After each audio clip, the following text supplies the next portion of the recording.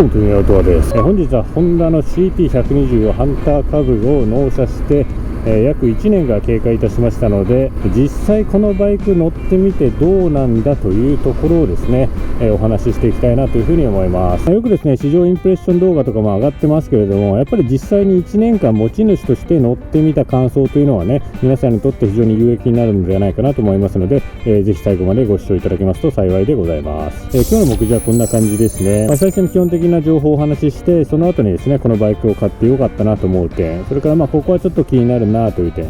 最後に総括という流れで、お話をさせていただきたいなというふうに思います。この動画が少しでも良かった、参考になったと思っていただきましたら、チャンネル登録、高評価、コメントぜひよろしくお願いいたします。それでは早速やっていきましょう。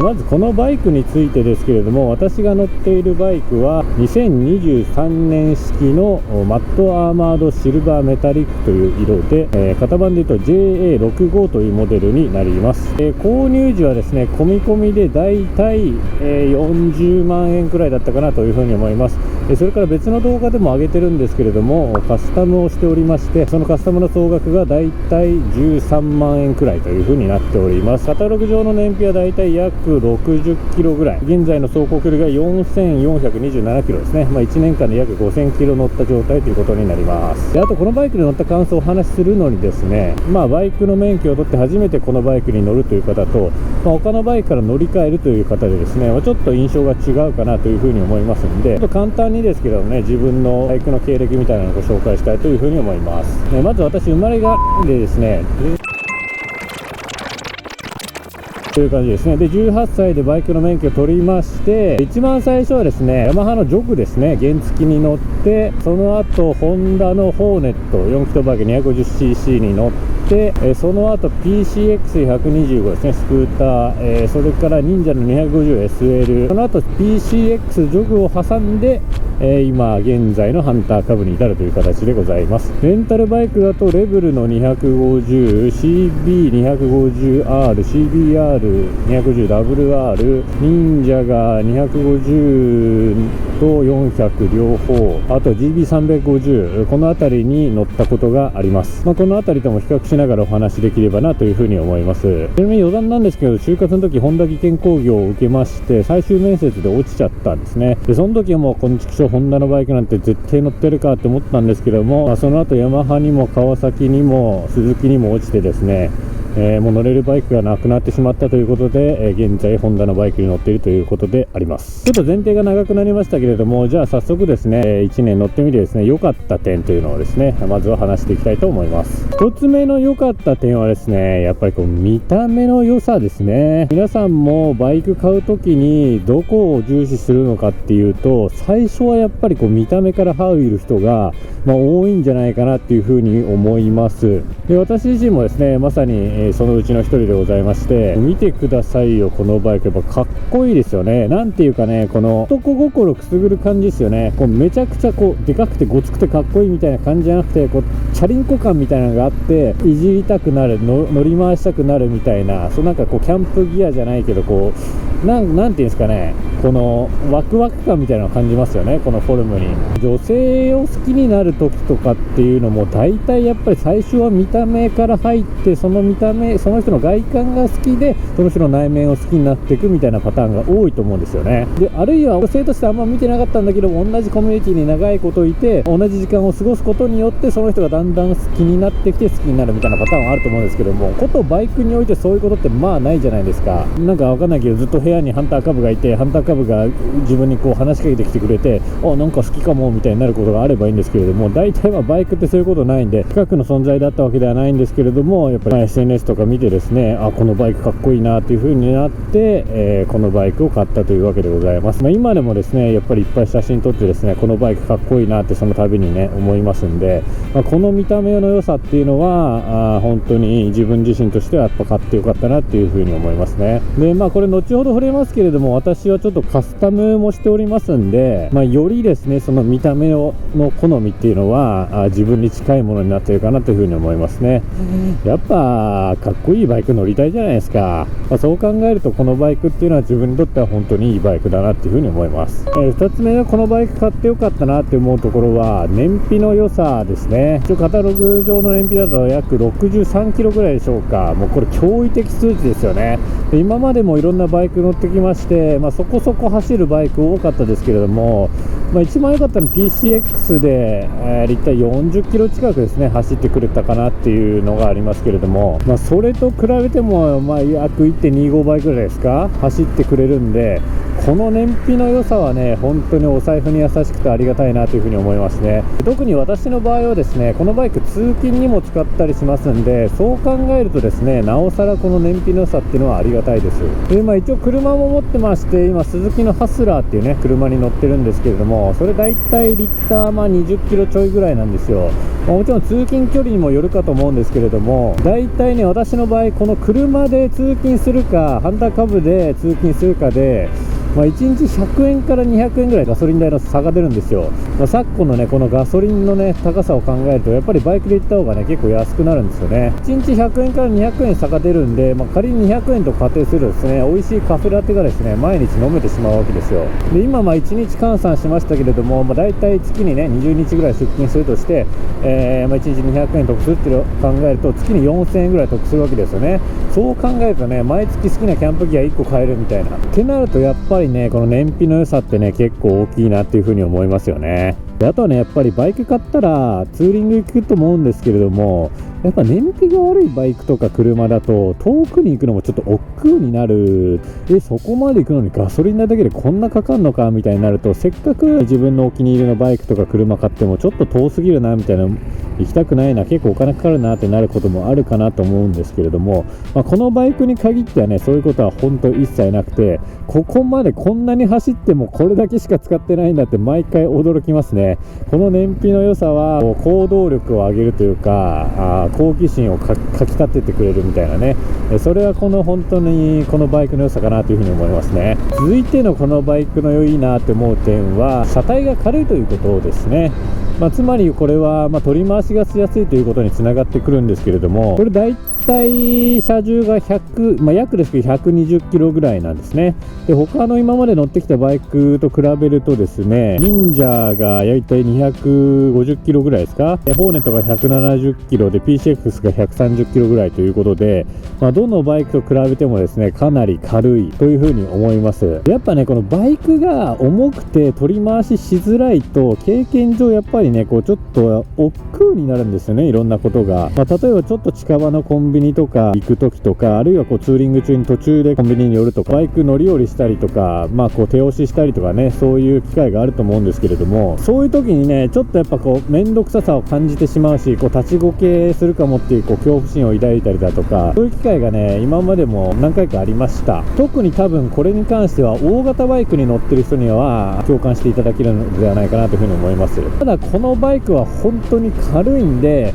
ちょっとその辺のコンビニ行こうかなみたいな時にも、ファンヘルとかかぶってねちょろーって運転してちょろーってコンビニ行ってまた乗ってまた戻ってくるみたいなのがもう全然ね苦じゃないんですよね。これやっぱこのバイクの良さだというふうにね私は思いますね。私は結構このバイクには車にない手軽さみたいなのを求めているところもあって、この点は非常に私の考えともマッチしているのかなというふうに思います。であとこの車重が軽いのもう一個メリットがあって、このバイクやっぱアウトドアにね、この後お話ししますけれどもすごい最適なバイクで、キャリアのところに荷物を置くんですけれども、大量の荷物を置いたとしてもですねそんなに重くならないっていうのは非常にメリットかなというふうに思いますね。もともと結構車重があるバイクにさらに後ろに積載を積みますみたいなことになると、いよいよ本当重くてね取り回ししづらいみたいなことになるんですけれども、このバイクは後ろにいっぱい荷物を積んでもそれでいてもそんなに重くないっていうのがいいところだなというふうに思いますね。これはやっぱりアウトドアやる人にとっては結構大きいんじゃないかなというふうに思います。続いてのいいなと思う点はアクロ走破性ですね。ちょっとねバイクに対してすごい知識があるわけではないので詳しいことはあれなんですけれども、もともとマフラーがね高い位置にあって、サスペンションの作りだとか、あとはタイヤの素材とかですね、そのあたりは、アウトドアで使うことを想定して作られているバイクなので、やっぱりね普通の SS バイクとかネイキッドバイクとかと比べた時に全然アクロ走破性はこっちの方がいいです。で今ねちょっと動画で流れてるかと思うんですけれども、こんな感じでですね、一本橋とかも、結構車体軽くて細くて、取り回しやすいんでガンガン行けちゃいますし、真ん中の坂道とかも登れますし、あるいは林道ですね、こう下がゴツゴツした林道とか、こういう洞窟なんかもこう通っていける。これはねやっぱ他のバイクにはない良さなんじゃないかなというふうに思いますね。振り切ったオフロードとかに比べたら、そのアクロ走破性は劣りますけれども、それ以外のね SS とかネイキッドとかアメリカンのバイクと比べると、やっぱりこのアクロ走破性は一つ抜きに出てるなというふうに思います。結構砂利道とかもあるじゃないですか。こういう砂利道ですらSS のバイクとかだったらもう立ちこけこえと思いながらこう運転するじゃないですか。もうそういう道もねやっぱこのバイクなら余裕のよっちゃんって感じですよね。やっぱり特にこうアウトドアとこのバイクをこうマッチさせて使いたいなみたいな風に考えている人にとっては、これは本当にねいいバイクだと思います。もともと私普通に街乗りで使ったりとか、言うてもキャンツーするぐらいでそんなにこうねダート走行とかしないかなって思ってたんですけど、やっぱりねキャンプで野営とか、あるいは渓流釣りとかする方ですよね。そういう方はなんやかんやでね結構舗装されてない道走ったりすることあると思います。で実際私も、今流れてる動画みたいにですねそういう道走ったりするようになりました。でなんか最終的にこう坂道登れなくなって困ったりしたこともあったんですけれども、この辺りはねちょっとオフロードオフ車に乗ったことなかったんで、その技量が足りなかったっていうのも結構あるんですけれども、最終的にねこういう坂道だとかトンネルの茨の道とかも素人でも無事に走破できる。このね走破性っていうのは他のバイクにない魅力かなというふうに思います。で続いての良かった点は、先ほど少し触れましたけれども、この積載の多さですね。純正のこのキャリアが本当に素晴らしいです。アウトドアしないって方もいると思うんですけれども、そういった方でもですね、ツーリングとかはね、行くんじゃないかなと思います。そういった時に、例えば1泊2日でどっか行くとか、2泊3日でどっか行くみたいになった時には、着替えだとかね、食料だとか水だとか、いろんなものを積まなきゃいけないと思うんですけれども、そういった際にもですね、これだけ大きいキャリアがあればですね、もう難なく荷物を積んでいろんなところに行けるということになります。だいたいそういった方、日常使いが多いみたいな方は、後ろにですねリアボックスをつけて、ここにねそういった荷物を積んで旅行に行ったりする方が多いんじゃないかなと思います。私はですね手外ししたかったりだとか、キャンプツーリングやるんで荷物が多いのでヘンリー・ウィギンスのシートバッグを積んでますけれども、他の動画でですね、キャンプツーリングの時の積載みたいな動画も上げてますんで、ぜひともねそちらの動画もご視聴いただけると嬉しいんですけれども、よく荷物が積める本当にやっぱりね SS のバイクでキャンツーするとかなると、もう後ろのねタンデムシートですね、もうここが小さすぎて荷物積めないですよね。でそうなるとパニアケースつけるかってなるんですけども、パニアケースって結構高いしちょっとやっぱ億劫になりますよね。でそうなると荷物をこう背負っていくかってなるんですよね。リュックとか背負って行くしかないかってなるんですけども、経験上やっぱそれはねすごいね肩こるしね疲れるんですよね。疲労マックスで旅が楽しめないみたいなことにも、なりかねないんじゃないかなって個人的には思います。ただこのバイクはめちゃくちゃ荷物が積めるんで、もう本当にここにいろんな荷物を積んでしまえば飛ぶ必要もないと。この積載能力はやっぱり特にアウトドアをする方、あるいはこうツーリングで旅したいみたいな方にとってはもうもってこいだというふうに思います。工夫すればね SS でもネイキッドでも荷物って積めるんですよ。積めるんですけどやっぱりこう安定感がちょっとないんですよね。でそういう状態で運転するとやっぱりこう後ろの積み荷が気になっちゃって運転に集中できなくて、あんまりこうツーリング自体は楽しめないみたいなことに私の経験上なるかなって思うんです。そういう意味でもこう安定したね、こういう平らな大きいキャリアがあるっていうのは運転時のねこの不安みたいなのをこう解消してくれるんで、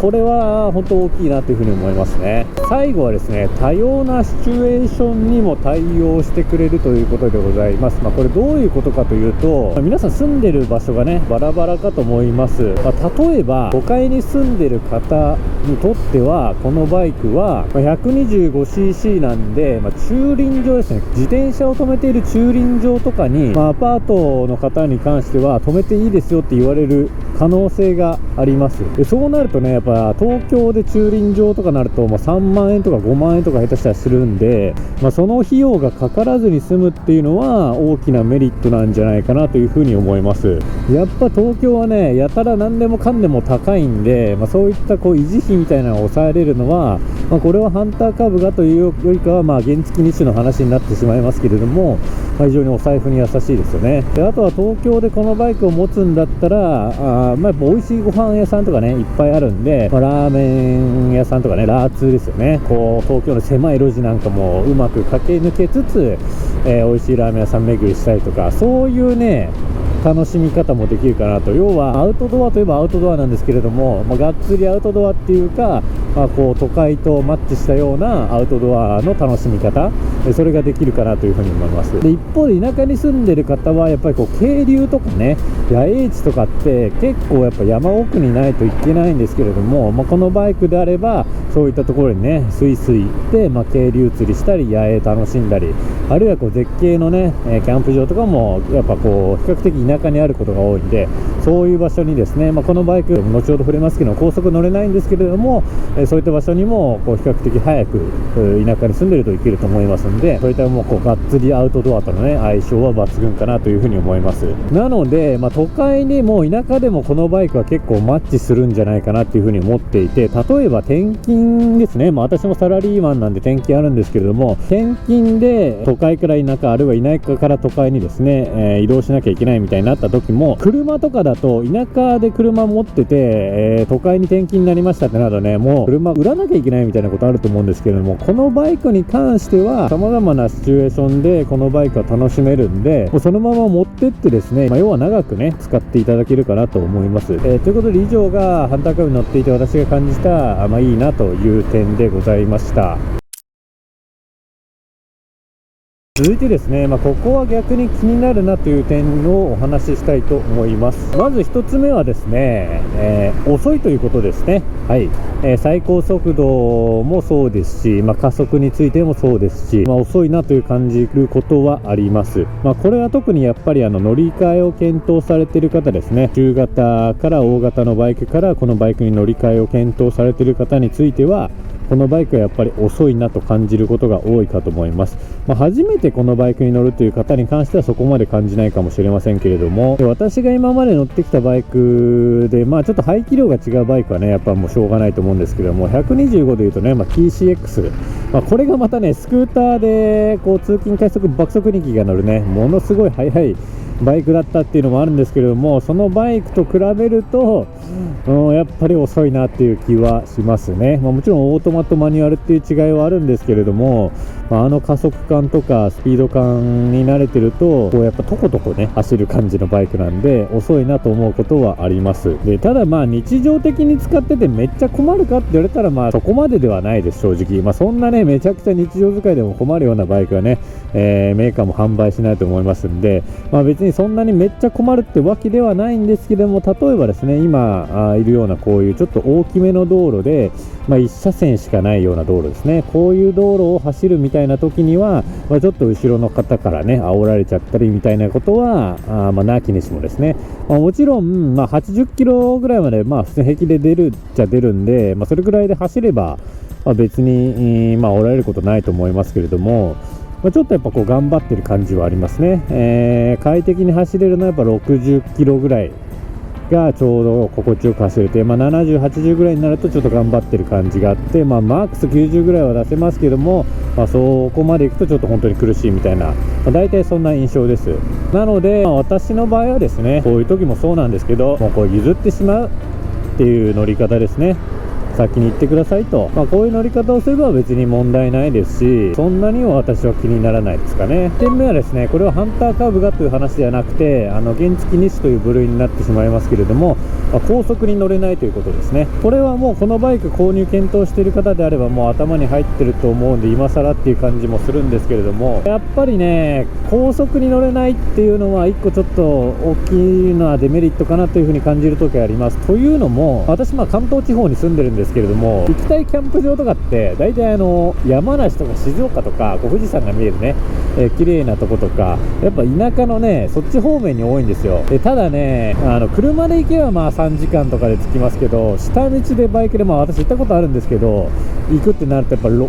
6時間は硬いんですよね。そうなるとね、やっぱ結構大変ですね。行きたいところ、もちろんそのキャンプツーリングに限った話じゃなくて、普通のツーリングとかでもそうだと思いますけれども、やっぱりちょっと行きたい場所がこのバイクだと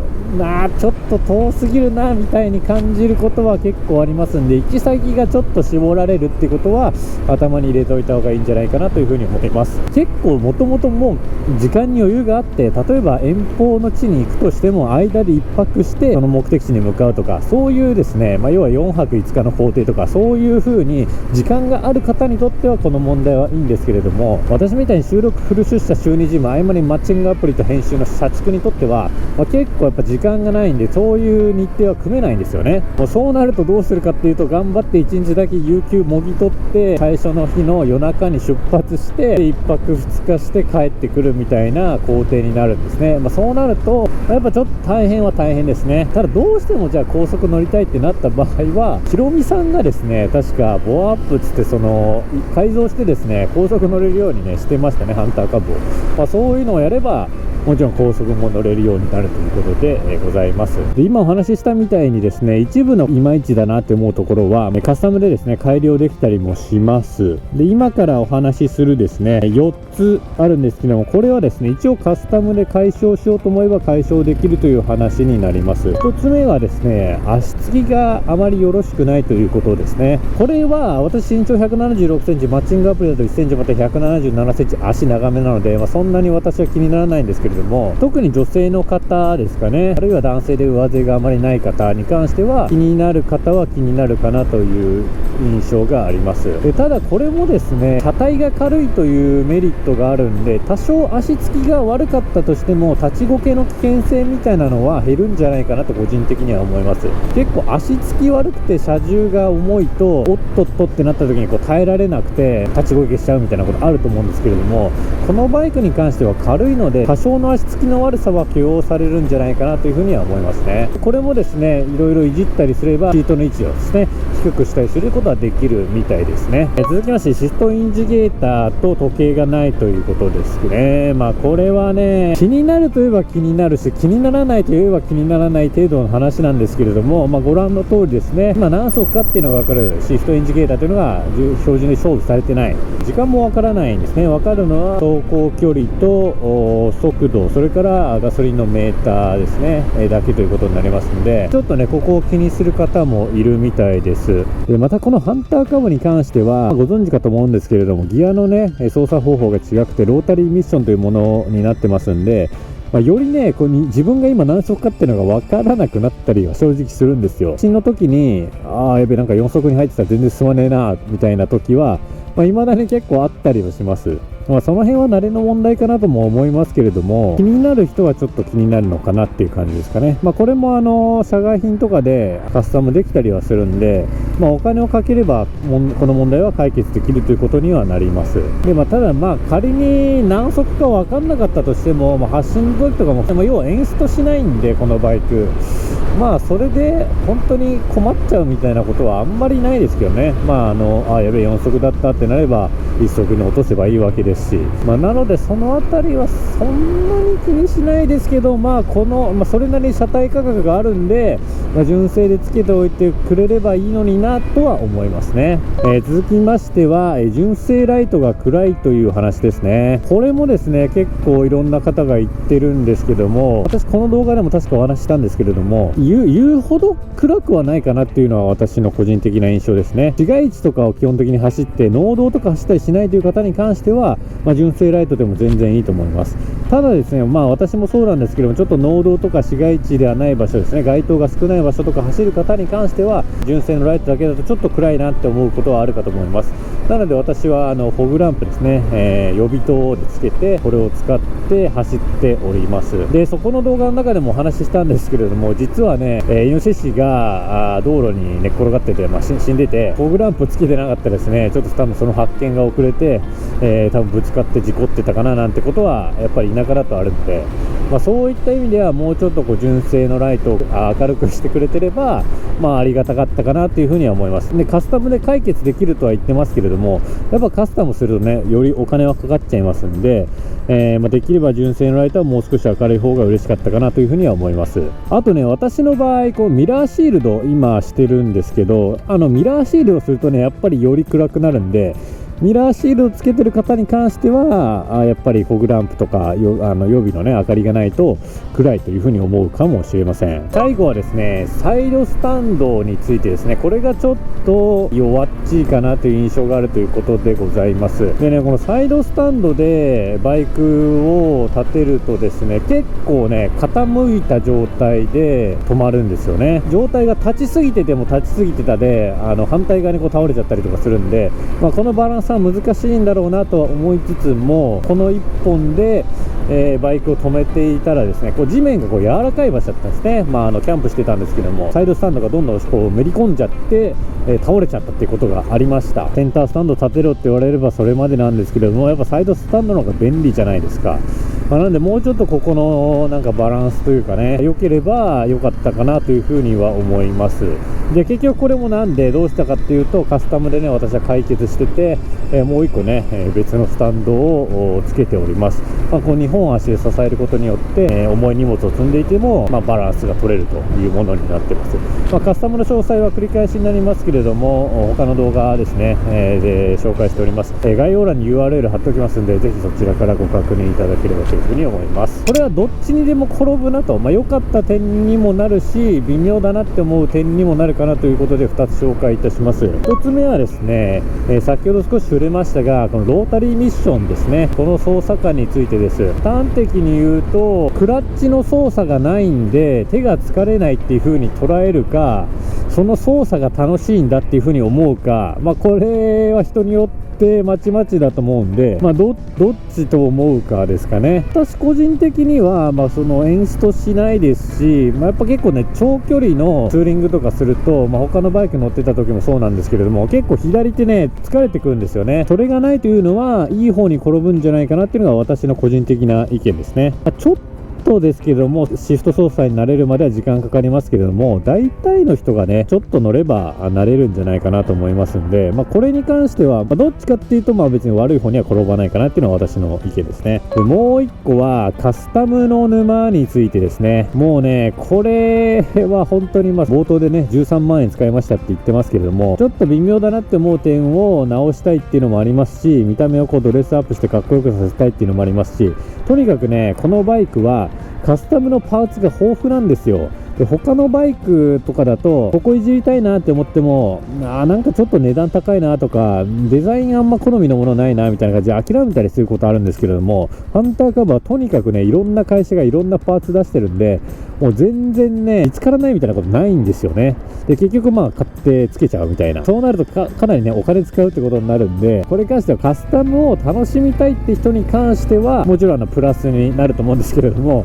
あんまりそのお金使いたくないんだよなって人にとってはマイナスになるかと思いますんで、これ個人的にもね非常に難しいところですね。カスタム楽しいんですけどお金は結構使うんで、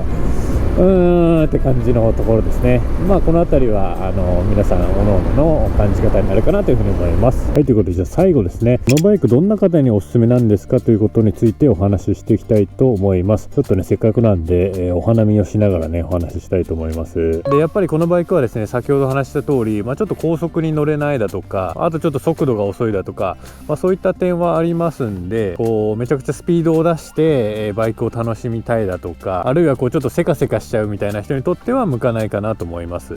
あんまり急がない方ですね、ゆっくり時の流れを感じながら、アウトドアを楽しみたいみたいな方にとってはもってこいなんじゃないかなというふうに思います。今ちょっとお花見しながら焼きポン・デ・リング食べてコーヒー飲んでたとこなんですけれども、あるいはね今この目の前に川見えてるんですけれども、そういう川でね、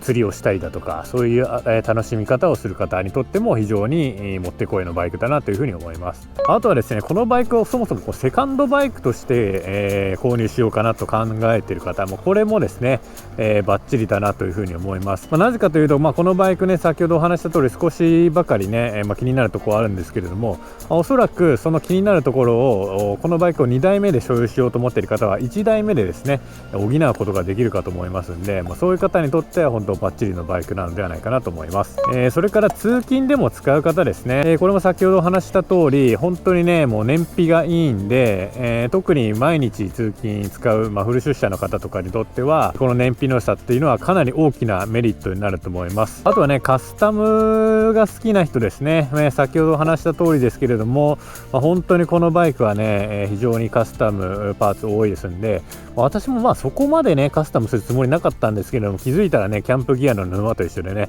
いろんな場所をカスタムするようになっちゃってました。もともとそのカスタムとかをね楽しみたいんだっていう人にとってはこれは本当にベストだと思います。この動画見てる方っていうのはどんな方なのかなっていうふうに想像した時にですね、もともとバイク自体に興味がある方だとか、あとはハンター株もともと乗っている株主の方、そして私の数少ないファンで、メインのターゲットなのはやっぱりですね、これからハンター株を買おうかなって迷ってる方だと思います。でそういった方たちのもう背中を押したいというふうに思って実はこの動画を作っております。で私もですね皆さんと同じようにこのバイク買うかね本当に迷ってたんですよ。どうしよっかなってね、同じように多分 YouTube とかInstagram、TikTok とか見ながら、うわかっこいいなって思いながらも、結構高いしなとか、この人こんなちょっと不満点も言ってるなとか、いろんなことを考えて、どうしよっかなって非常に迷っておりました。でただですね物って基本的に何でもそうだと思うんですけれども、よっぽどニッチなものじゃない限りはどんなものでも不満点ってね絶対あると思うんですよ。完璧なものって多分ないと思うんです。でこのハンター株においても私先ほど話した通り、細かい気になる点はあるんですけれども、このようにそんな完璧なものなんてないですし、これに関してはお金で解決する形にはなりますけれども、カスタムすればね気になる点解決できたりもするんで、とにかくですねこのバイクは私本当に買ってよかったなって思ってますんで、なので、迷ってる方がいましたらぜひともですね、購入を検討してみてはいかがでしょうかというのが私の今回の動画の趣旨になります。でちなみになんですけど、この動画を見て、バイクを買ってくれたとしてもですね、私には1円たりとも入ってこないわけですよ。なので営業という形ではなくて本当に思ったことを今回はお話しさせていただきました。で1円たりとも私のところにお金は入ってこないので、できればですね、この動画を見て、もし参考になった、あるいはこのハンター株を買うということを決心した、あるいは納車しました、そういうことがありましたらぜひコメントでですねその旨をお伝えいただけると、この動画作ってよかったなっていうふうに私自身も思いますので、そういったコメントをしていただけると嬉しく思います。であとちなみになんですけれども、このバイク結構リセールバリュー高いんで、最悪買っていまいちだなって思ったら売ればそれなりに元取れると思います。ということで納車1年のハンター株の感想の動画でございました。この動画が少しでも良かったら、参考になったと思っていただけましたらチャンネル登録、高評価、コメントぜひよろしくお願いします。それではまた次の動画でお会いしましょう。